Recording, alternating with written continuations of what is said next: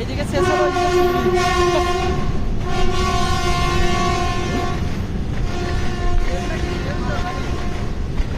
বাবা এখন বললাম মাঠে আসবে না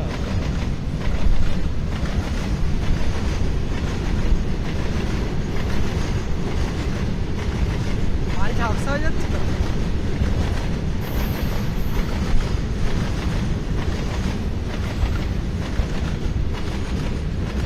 কোথাকার টেপ আপ করতে হবে?